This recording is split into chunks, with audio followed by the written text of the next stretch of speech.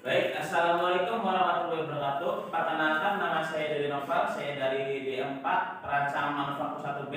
Nah, di sini saya akan mempresentasikan hasil dari kerja artikel saya yang bersumber dari Budiarto dan Dian Triawisma Kusuma dari program studi Teknik Mesin Fakultas Teknik Universitas Kristen Indonesia Jakarta. Nah, lanjut. Nah, untuk artikel saya yang berjudul Analisis Pengaruh Temperatur Normalizing dan Media Pendingin terhadap Struktur Mikro, Identifikasi Fasa dan Kekerasan pada Paduan Ingat Bentuk CuZNFE.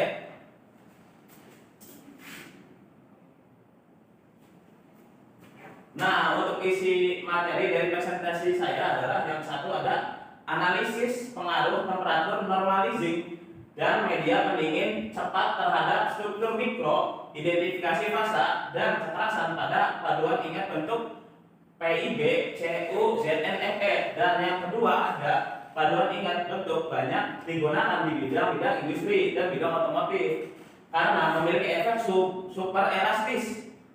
Sampel PIB CuZNFE diberi pelakon panas pada temperatur 3.500 Celcius, 4.000 Celcius, dan 4.500 Celcius dengan waktu penahanan 30 menit.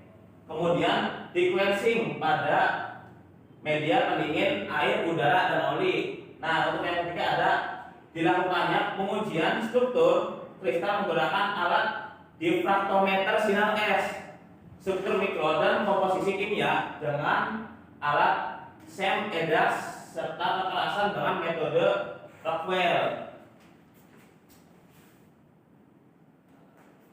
Nah, bahan-bahannya digunakan dalam penelitian ini antara lainnya itu ada yang satu paduan CuZNFE berbentuk plat. Nah, untuk yang kedua ada air PDAM 1 liter sebagai media pendingin. Yang ketiga ada udara sebagai media pendingin. Yang keempat ada oli mesran dengan SAE 401 liter sebagai media pendingin. Nah, lanjut.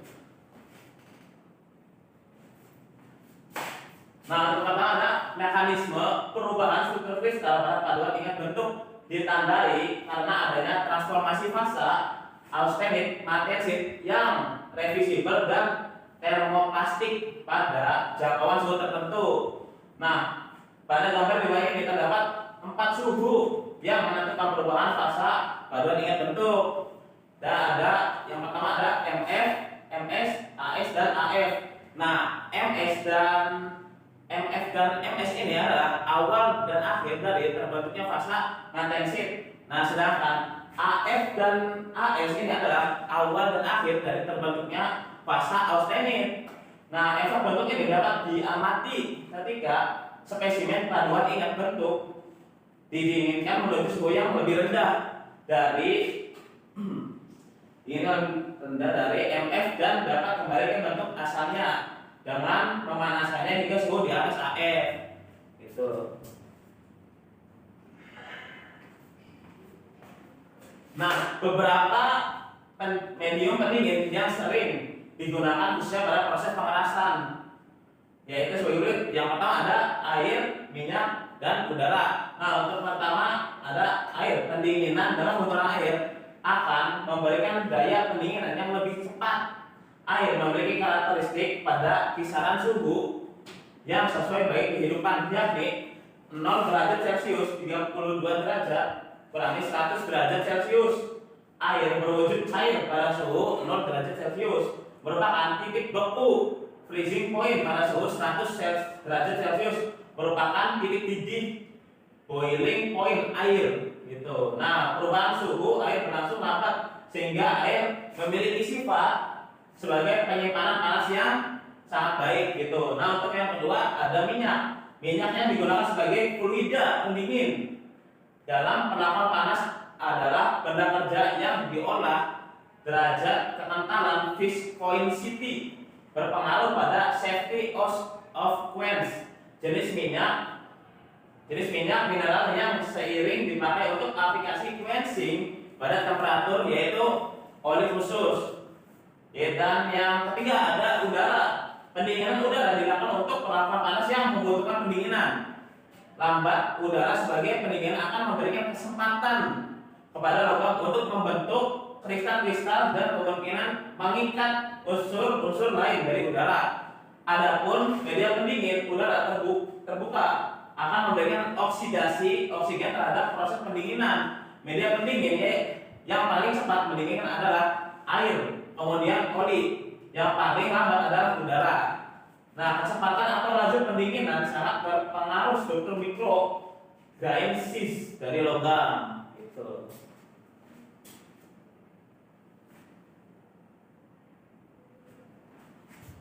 Nah, selanjutnya ada pengujian SEM EDAS atau yang disebut dengan Scattering Electron Microscope Energy Dispersive Analysis X-ray Spectrometry. Nah, SEM merupakan sebuah mikroskop elektron yang berfungsi untuk melihat atau menganalisis suatu permukaan dari sampel dengan cara menembakkan elektron dari energi tinggi pada sampel. Gitu. Nah, SEM dapat mengamati struktur maupun bentuk permukaan yang berskala lebih halus, dilengkapi dengan EDS. EDS itu Electron Dispersive X-ray Spectroscopy, atau ada yang menyebut dengan EDX gitu. Merupakan suatu teknik analisis yang digunakan untuk menganalisis unsur atau karakteristik kimia dari sampel. Nah, SEM memiliki pembesaran bervariasi mulai dari 500 kali sampai 10.000 kali gitu. Kali pembesaran sehingga dapat menunjukkan bagian-bagian yang tidak terlihat ketika diuji dengan mikroskop tinggi. Molekul gas, dalam hal ini gas nitrogen, akan menangkap elektron sehingga elektron yang terhambur akan mengenai benda uji.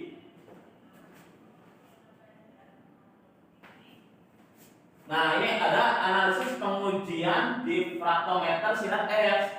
Untuk yang gambar 1 ini adalah pola difraktogram sinar X sampel terhadap perlakuan.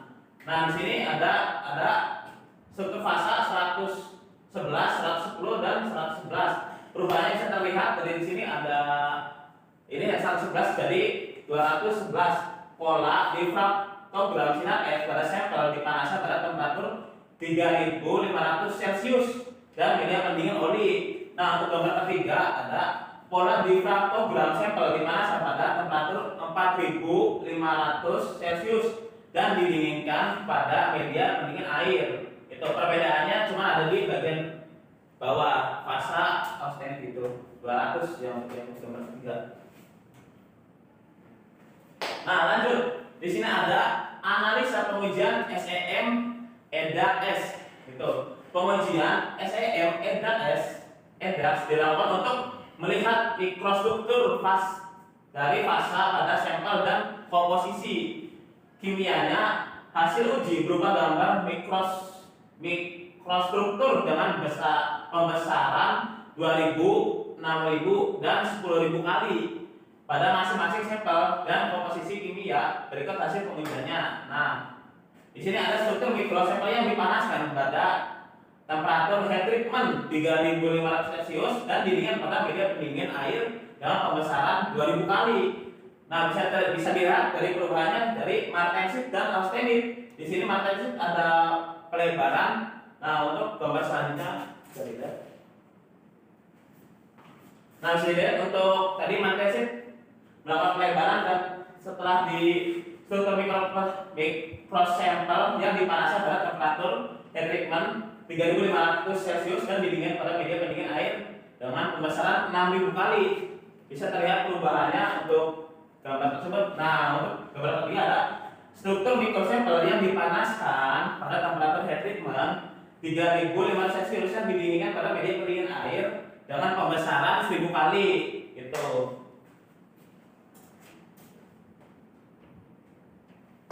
Nah, ini adalah diagram penelitian saya. Untuk yang pertama ada persiapan, terus pemotongan spesimen, kemudian ada perlakuan panas. Kalau perlakuan langsung ke pemolesan pemanasan untuk pengujian struktur dan komposisi kimia dengan alat SEM EDAPS dan pengujian struktur kristal dengan alat difraktometer sinar X dan pengujian kekerasan dengan metode Rockwell. Nah, untuk yang bagian sampingnya ada perlakuan panas. Untuk perlakuan panas ini di sini pengujiannya untuk didinginkan pada media pendingin dengan 3.500 derajat Celcius, 400 derajat Celcius dan 450 derajat Celcius. Nah, terus untuk bagian tangannya ada dingin pada media pendingin 3.500 Celcius, 400 Celcius. Oh, sama gimana? Nah, sama untuk prosesnya itu untuk yang 1 sama 2 ini sama. Nah, lanjut ya. Nah, sekian dari presentasi saya. Nah, sebelumnya apakah ada yang ditanyakan? Bertanya. Ya, silakan. Yang dimaksud dengan ESM EDAX itu apa ya? Oh, baik, ada ya.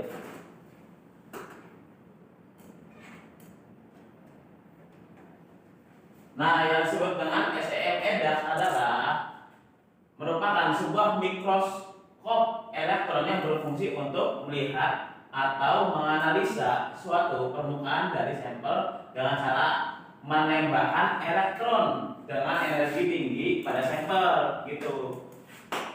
Apa sudah cukup? Pengujiannya.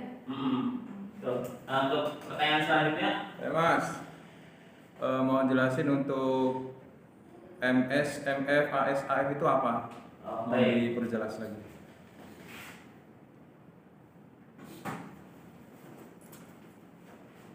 Nah, bisa dilihat dari sini untuk gambarnya. Nah, untuk MF dan AS, MF dan MS dan MF ini adalah awal dan akhir dari terbentuknya fasa matensit. Nah, sedangkan ada AS dan AF. Nah, AS dan AF ini adalah awal dari terbentuknya fasa austenit gitu. Apakah masih kurang atau ada tambahan? Oke, siap Mas. Makasih. Baik, untuk sekarang terima kasih untuk yang sudah bertanya. Nah, sekian dari presentasi saya. Kelebihan dan kekurangannya saya mohon maaf. Wassalamualaikum warahmatullahi wabarakatuh. Waalaikumsalam warahmatullahi wabarakatuh.